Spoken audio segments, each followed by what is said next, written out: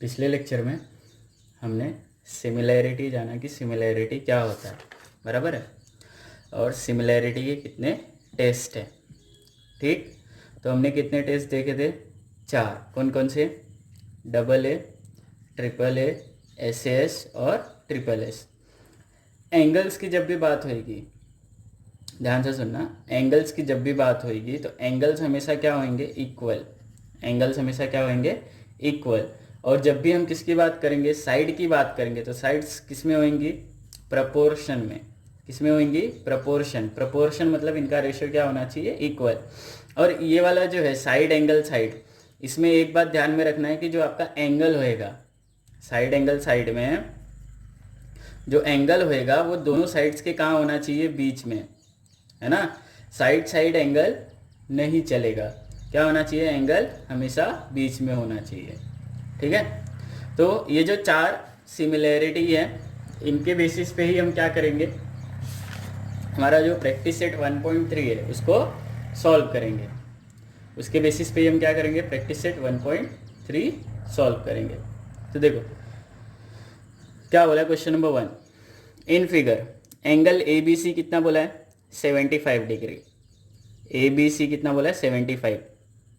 फिर angle E D सी भी कितना बोला है? 75। ये भी 75 है। State which 2 triangles are similar. तो हमको बताना है कि कौन से 2 ट्रायंगल्स क्या है? सिमिलर है। कौन से 2 ट्रायंगल्स? तो ये जो डायग्राम है उसमें हमको बताना है कि कौन से 2 ट्रायंगल सिमिलर है। And by which test. कौन से टेस्ट? हमारे पास 4 टेस्ट है ना, double A, triple A, S और ट्रिपल एस। ये चारों में से कौन से टेस्ट से सिमिलर है? उसके बाद फिर also write the similarity of these 2 triangles by a proper 1-to-1 correspondence. 1-to-1 correspondence मतलब समझता है ना आपको कि जैसे 2 ट्रायंगल है तो जैसे यहाँ पे ए ई हो गया एग्जाम्पल के लिए, हाँ। ए का करस्पॉन्डेंस एंगल क्या हो गया? ई हो गया। बी का कौन हो गया? डी हो गया। सी का कौन हो गया? सी हो गया। आया समझ में? तो ऐसे ही हमको 1-to-1 करस्पॉन्डेंस लिखना है, मतलब जो एंगल्स है वो भी लिखने और जो साइड्स है वो भी लिखने, ठीक। तो यहाँ पे प्रूफ करने नहीं बोला तो क्या आएगा? सॉल्यूशन। क्या आएगा? सॉल्यूशन। अब ध्यान से देखो, सबसे पहले अपने को बोला है कि ये एंगल इतना है और ये एंगल इतना है। State which 2 triangles. तो ये डायग्राम में देखो आपको 2 ट्रायंगल कौन कौन से दिख रहे हैं? यहाँ पे सिर्फ आपको 2 ही ट्रायंगल दिखेंगे। एक तो ए बी सी हो गया और दूसरा डी ई सी हो गया, है ना। यही 2 ट्रायंगल है ना, ए बी सी और ई डी सी। तीसरा ट्रायंगल दिख ही नहीं रहा है यहाँ पे। तो हम कौन कौन सा 2 ट्रायंगल लेंगे? In triangle A B C and triangle D E C. यहाँ पे जब हम नाम लिखते हैं ना यहाँ पे, तो यहाँ पे हम कैसे भी नाम लिख सकते हैं, लेकिन जब हम सिमिलर बताने जाएंगे ना तो हमको नाम ध्यान से लिखना होएगा, ठीक। तो देखो क्या बोला है, कौन कौन सा ट्रायंगल? ए बी सी और डी ई सी। तो ए बी सी जो ट्रायंगल है इसमें आपका एंगल ये जो बी है ना, बी कितना है? 75 डिग्री। तो angle A B C, angle A B C is equal to 75 degree. और एंगल ई डी सी कितना है? ई डी सी कितना है? 75 डिग्री। मतलब क्या हो गया कि angle A B C is equal to angle E D C. ऐसा लिख सकते हैं हम लोग, है ना। Angle A B C is equal to angle E D C. ये हो गया। फिर देख रहे हो ये जो C है, C दोनों में कॉमन है। तो अब यहाँ पे एंगल जो C है, जैसे मैंने यहाँ पे B लिखा, B को मैंने 3 अल्फाबेट में लिखा, और यहाँ पे D देखो डिवाइडेड था ना, 2 एंगल था यहाँ पे, एक तो ये था एक तो ये था। इसलिए मुझे क्या करना पड़ा? दोनों का 3 अल्फाबेट में एंगल लिखना पड़ा। लेकिन यहाँ पे जो C है दोनों में कॉमन है, दोनों में कॉमन है, और ये जो एंगल C है ये डिवाइडेड नहीं है। तो मैं क्या कर सकता हूँ? Angle C is equal to angle C ऐसा लिख सकता हूँ। रीजन में क्या लिखूंगा? Common angle. रीजन में क्या आएगा? Common angle. तो 2 एंगल इक्वल हो गए ना, 2 एंगल इक्वल हो गए तो कौन सी सिमिलैरिटी आएगी? Double A similarity. अब पहले वाले ट्रायंगल का तो मैं नाम कैसे भी लिख सकता हूँ, तो therefore triangle A B C, similar की साइन ये है, सिमिलर टू ट्रायंगल, है ना, ये देखना पड़ेगा। अब मैंने दो एंगल इक्वल बताया, एक तो ये, एक तो ये, तो यहाँ पे बी आएगा ना, वर्टेक्स क्या आएगा बी, यहाँ पे क्या आएगा डी, मतलब बी के इक्वल कौन होएगा, यहाँ पे डी होएगा, और सी के इक्वल कौन होएगा सी, तो यहाँ भी आ गया सी, तो बचा कौन ए, और इसमें कौन सा बचा ई, है ना, यहाँ पे ए बी सी, यहाँ पे ई डी सी, तो क्या आएगा double A similarity, double A similarity, ये हो गया। अब अपने को क्या बोला है कि अपने को 1 to 1 करस्पॉन्डेंस लिखना है। 1 to 1 करस्पॉन्डेंस मतलब अब इसमें बच गया क्या, मैंने बी और डी इक्वल बताया, सी और सी इक्वल बताया, तो ए और ई भी इक्वल होएगा, angle A is equal to angle E, angle है ना तो इक्वल होता है, तो इसको हम क्या लिख सकते हैं, corresponding angles of similar triangle, क्या आएगा corresponding angle of similar triangle. अब एंगल इक्वल हो गए तो साइड्स क्या होती हैं प्रोपोर्शन में, मतलब A B upon E D, A B upon E D is equal to B C upon D C, B C upon D C is equal to A C upon E C, A C upon E C. इसको क्या लिखते हैं हम लोग, corresponding sides of similar triangle.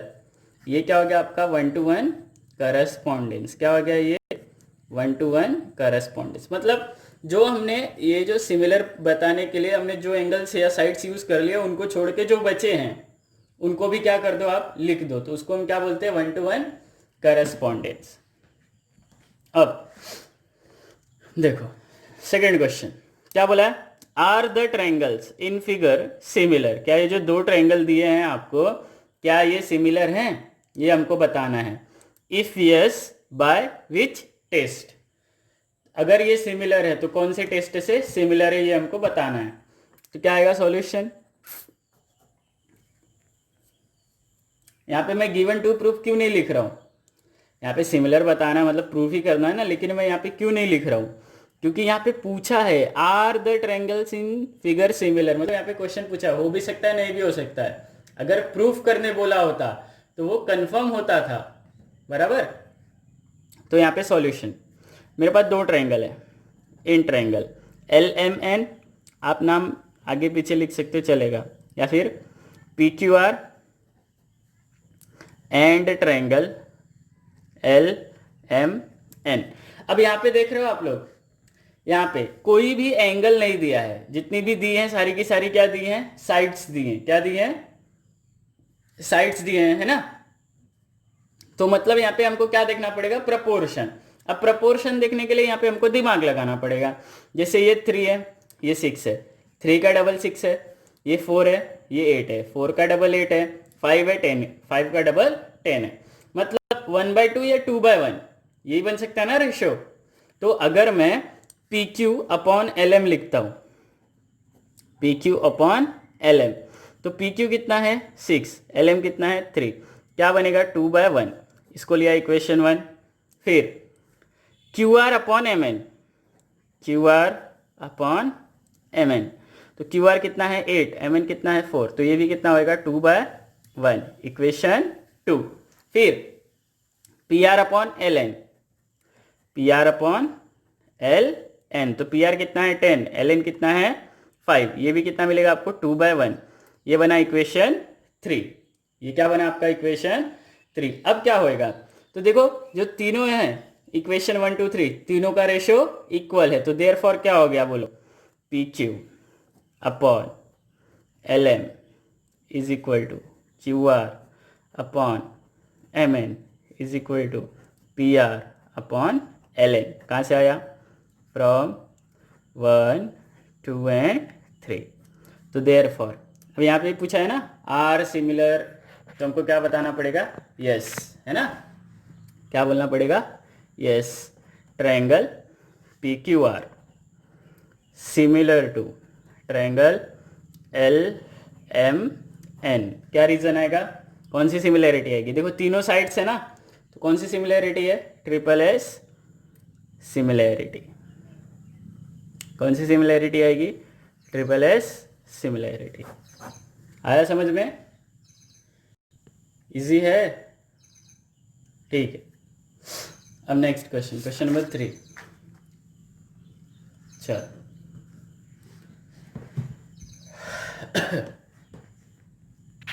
तो देखो क्या बोला है, as shown in figure, two poles of height 8 meter and 4 meter are perpendicular to the ground। क्या बोला है? पोल है और पोल क्या है? Perpendicular to the ground. 8 metre और 4 मीटर का पोल है, 8 मीटर 4 मीटर का पोल है, और वो क्या है? परपेंडिकुलर है। परपेंडिकुलर है मतलब कितना डिग्री होएगा? 90 डिग्री। ठीक। इफ, और यहाँ पे अगर परपेंडिकुलर नहीं लिखा होता ना, पोल बोला होता सिर्फ, तो ये पोल भी कितना लेते हम लोग कंसीडर करते? 90 डिग्री। फिर if the length of shadow of smaller pole due to sunlight, यहाँ पे ध्यान देने वाली बात कौन सी है? Due to sunlight is 6 metre. बोला है कि जो स्मॉलर पोल है उसका जो शेडो का लेंथ है, सनलाइट की वजह से जो शेडो बन रहा है उसका लेंथ कितना है? 6 metre. Then how long will be the shadow of the bigger pole at the same time। क्या बोला है? सेम टाइम पे जो आपका बिगर पोल है वो कितने मीटर का शेडो बनाएगा?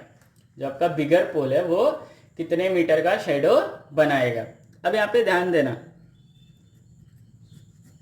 ध्यान से सुनना। जैसे सेम टाइम पे है ना, सेम टाइम पे ये कोई इंसान है ना, और ये कोई माउंटेन है, ये क्या है? कोई माउंटेन है। अब यहाँ पे है ना, कौन है? सनलाइट कौन देता है? सन है। अब यहाँ पे दोनों पे सेम टाइम पे, हाँ सेम टाइम पे, सेम टाइम पे ये माउंटेन पे और ये पर्सन पे सन रेज पड़ रहे हैं, तो ये दोनों जो शेडो कास्ट करते हैं ना, जो भी शेडो कास्ट करेंगे, ये इनका जो एंगल बनता है ना, इनका जो एंगल बनता है, ये जो एंगल है ये हमेशा क्या होएगा? इक्वल, सेम टाइम पे। या तो आप अपना शेडो कंसीडर करो और किसी ट्री का शेडो कंसीडर करो, तो सेम टाइम पे अगर आप मेजर करोगे ना एंगल को, जो सनरेज से बनता है, सनलाइट से बनता है, तो वो जो एंगल होएगा ना हमेशा क्या होएगा? इक्वल। इसको हम सन्स इंक्लिनेशन बोलते हैं। क्या बोलते हैं? Sun's inclination. मतलब कि जब भी सनलाइट हमारे ऊपर पड़ेगी या किसी ऑब्जेक्ट के ऊपर पड़ेगी, दो ऑब्जेक्ट के ऊपर सेम टाइम पे जब भी हम मेजर करने जाएंगे, तो वो जो एंगल बनता है ना, वो एंगल क्या होएगा? इक्वल। अब ये पोल है और ये पोल है, तो मतलब यहाँ से सनलाइट आ रही है, तो ये जो एंगल होएगा, ये एंगल और ये एंगल, यही शेडो बनेगा ना, शेडो का एंगल यही बनेगा, तो ये जो दोनों एंगल्स होंगे, ये दोनों एंगल्स क्या होंगे? इक्वल। ये किसकी वजह से होएगा? Due to sun's inclination. बराबर है? तो ये बात ध्यान में रखना। तो हमारे पास दो ट्रायंगल है यहाँ पे, इसको भी हम कैसे सॉल्व करेंगे? सिमिलैरिटी से सॉल्व करेंगे। कैसे सॉल्व करेंगे? सिमिलैरिटी से। ठीक है, तो देखो कौन कौन सा triangle? In triangle P R Q, in triangle P R Q and triangle A C B, आप पी क्यू आर और ए बी सी भी लिख सकते हो। बराबर है? तो angle P R Q is equal to angle A C B, क्या आएगा? Each 90 degree. परपेंडिकुलर बोला था ना, तो कितना आएगा? 90 डिग्री। उसके बाद एंगल पी क्यू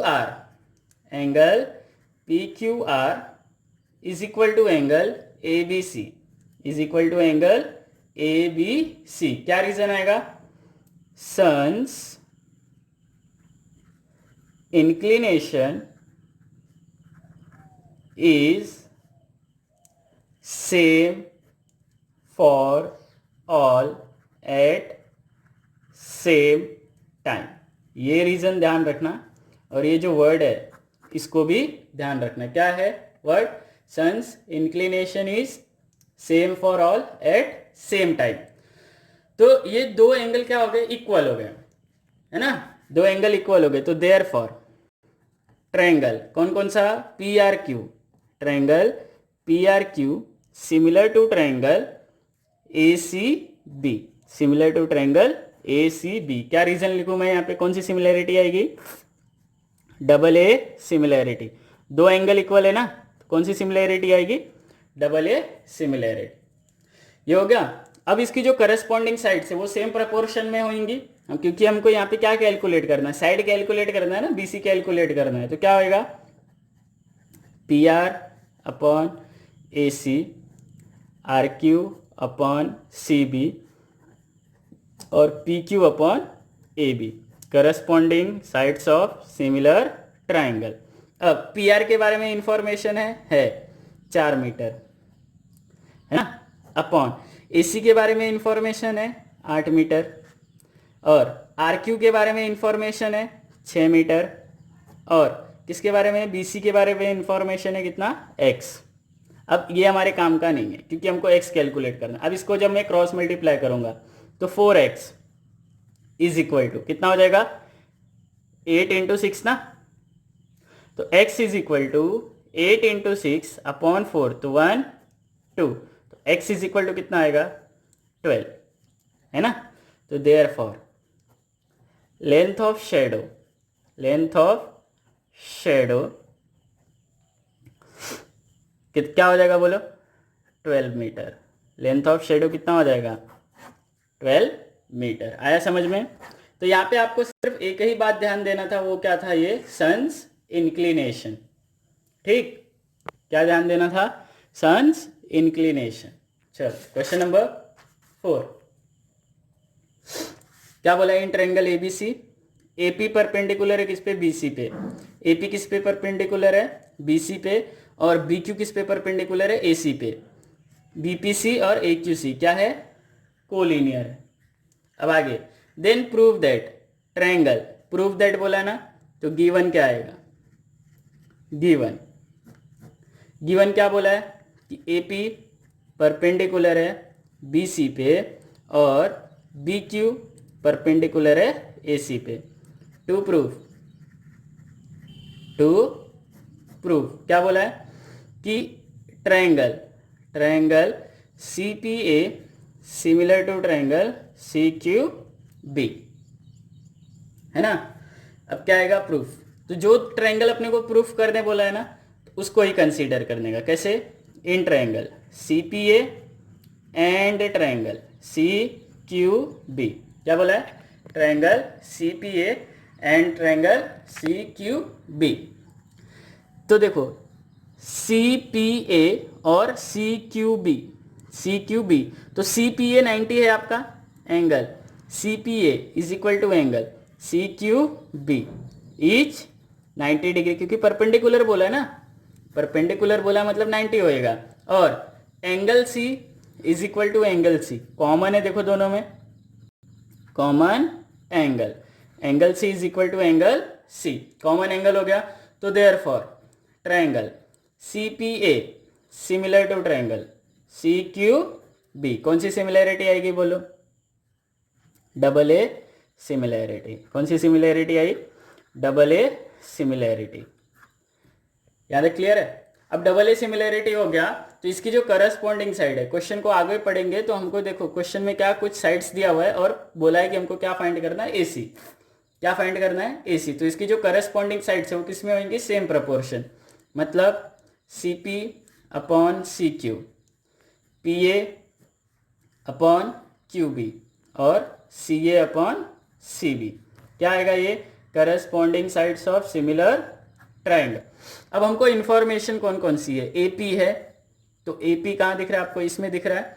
BQ भी दिख रहा है, फिर BC दिख रहा है आपको यहाँ पे, और अपने को क्या फाइंड करना है? AC। मतलब हमारे काम का क्या है? सिर्फ इतना। तो PA upon QB is equal to CA upon CB। ठीक, पी ए कितना है 7 अपॉन क्यू बी कितना है 8, सी ए नहीं पता है और बी सी कितना है आपके पास 12। ठीक, तो क्रॉस मल्टीप्लीकेशन होएगा तो क्या होएगा 7 into 12 upon 8 is equal to C A. तो 4 2 जा 4 3 जा है ना, 4 2 जा 4 3 जा और ये 1.5। तो कितना है 1.5 इंटू 7, तो 5 7 जा 7 5 जा 35, 7 1 जा 7 है ना, प्लस 3 10, कितना हो गया सी ए इज इक्वल टू 10.5। सी ए कितना हो गया 10.5। तो आज के लिए इतना ही, बाकी हम कब करेंगे नेक्स्ट लेक्चर में, ठीक है।